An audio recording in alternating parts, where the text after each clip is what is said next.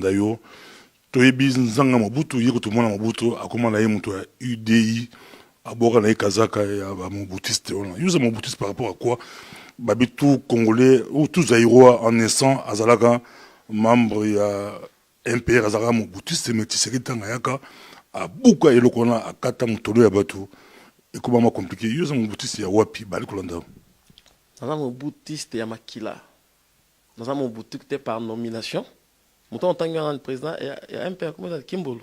Kimbolo mon ambassadeur awa yem tasibi asimbi impera. Ngana zali mwana ya Mobutu. Kimbolo azalaki kosala na papa na ngai Mobutu. Ça veut dire ngana za mwana ya Mobutu ya leki ba Konga. Mwana te ya papa mon maman rote. Mobutu c'est le père d'Isaïe. Mobutu c'est le père de l'unité nationale. Donc azali mwana ya Mobutu na kati ya unité nationale. Nazo ba makamba imperte. Nazo ba les bienfaits du maréchal Mobutu oyo lo ba rappeler. Comment mutano tangi wana que azaki mutu soki impère oyo azaki ambassadeur mutu so remplacer bato impère nyoso. On va simbi impère na Belgique na Benelux. Qu'est-ce qu'ils sont en train de faire depuis que Mobutu est parti? Que nous poser question, il sait que comment on a dit ça poser. Azali kolanda yo pour balandara micro de façon. Vous êtes en train de faire depuis que le maréchal a été chassé du pouvoir, depuis que le maréchal est mort, qu'est-ce que Bozo Sala? La même question, je vais poser ça à Nzanga. Yo tant comme Nzanga qui moi on est biologique.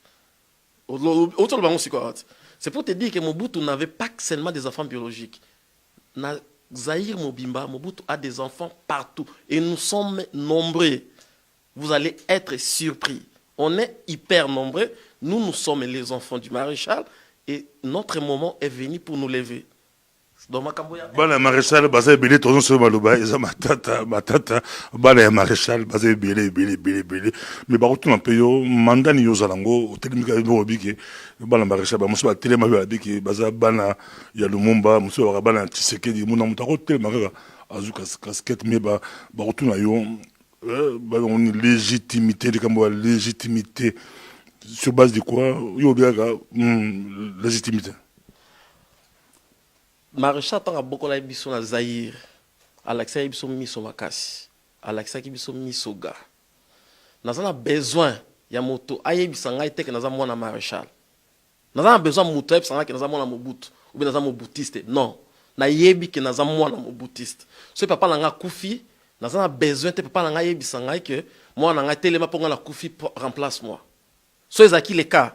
Nde nzanga Mobutu anga remplacer papa na. So ezaki le cas. Le président a un père ou le ambassadeur. Je ne connais même pas ce qu'il même pas que un père existait en Belgique. Imaginez-vous. Batomoussou a droit d'exister. Les Mumbis ont le droit d'exister. Les Tshisekedis ont le droit d'exister. Mais les Moboutistes n'ont pas le droit d'exister. Mais c'est faux. Yosa Moboutistes. Attends, on dit, mais Osa Moboutistes. Vous avez changé, vous avez peur même d'accepter que vous allez qui bana maréchal. Pour la faute nae. Bisa kembisa bali kolanda yo Mobutu c'est sur base de quoi bateau ba diriger mboka bangona batika yango ba Tshisekedi o ba banda ko to impère ba sala manifeste en scellé batika yango bon yo benga Mobutu par rapport à quoi bangonta baza ko sala biso to ba classe total bangondi ba sala ki ba ramono sona bazonga la bangosima. Mais bango ba sala ki ba erreur. So papa no sali erreur et ngilo bateko robo ya papa na. Nous devons corriger les erreurs des Mobutistes. Biso bana na bango na yonangai na biso tout, nous devons corriger ces erreurs. Erreur biso to ça ma kasi zanini, tozoko kima identité na biso. On répond à bateau babiki Mobutu abomi mboko na kote le temps pesa message na yo mais les qui faut te préparer puis ba comprendre biso. On répond aux provoquer pe mingi bazolanda yo basé bien na Congo, basé bien na diaspora bazolanda bato mosu tire le mois kande ya Mobutu silate.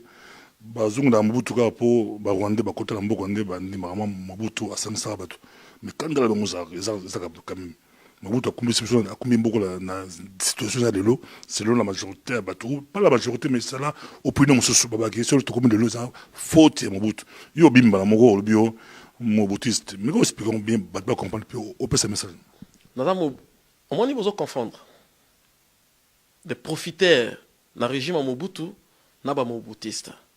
ngaza mobutu c'est parce que naza mwana mobutu na botami na tanga maréchal na koyi na tanga maréchal na zui formation na tanga maréchal na ke classe na tanga na fungoli miso na ngai na tanga mobutu na yebi unité nationale na yebi tribalisme te bato yozo benga ba mobutiste wana mais bango lelo baza okotanga bango bakomi bata pe perdre okotanga bango bakomi na parti mosusu bango nde moto abomi mboka ce sont les voleurs ngaza mwana maréchal mwana mobutu na comprendre leur moko. Mobutu a commis beaucoup d'erreurs, comment dire, excusez-moi les termes.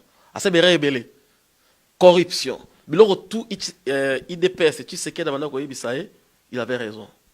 Bonne gouvernance, Mobutu a échoué lamentablement. Corruption, lamentablement. Nabaka mususu oyo boko loba, OK, peut-être dans la montée construction mboka, banzela, toutes ces histoires, il ne l'a pas fait. Et ça, mon papa a échoué de ce côté-là. Mais Mobutu a réussi totalement jusqu'à la preuve du contraire dans l'unité nationale Yamboka Nabiso. Mobutu a réussi à kolakisa biso fierté d'être les Zaïrois. Quand Mobutu était vivant, aucun président en Afrique ne nous regardait comme les papiers. Quand il était vivant. Quand il était vivant. Et Mobutu avait dit quelque chose. Là, atanzala. Mais toza na kimia. Tu sais ce que ça veut dire? Ça veut dire, il avait même dit, pour l'unité du Congo, même s'il faut faire un pacte avec les diables, je le ferai. Il avait dit ça. Et aujourd'hui, tu commis le coup là-bas, c'est parce que Mobutu a fait mboka, tu ne peux plus parler. Vivre. Nous devons plutôt recorriger les mal que Mobutu avait fait. Il n'a pas construit les routes. Il n'a pas à liberté d'expression ça a quitté au IDP ça sengaki biso ba net on dimi que IDP ça a na raison il faut liberté d'expression ça là biso ba net on dimi que IDP ça a na raison il faut bonne gouvernance ça là biso ba na Mobutu ton dimi que il faut ba tonga mboka partage équitable il y a ressources naturelles et ça là mais toko disparaître te toza koya totilo siko temps penza na reste na banda ko ba okio penza comme tu peux pas comprendre na bien te mais ba comprendre quoi ka bala ya Mobutu bala kanda ya kusala te bala Mobutu ba siliki bo comprendre bala Mobutu ba on peut baloba tozongi pa na yosiko obi oye kokutana UDPS na tozongi siko place ngo bala Mobutu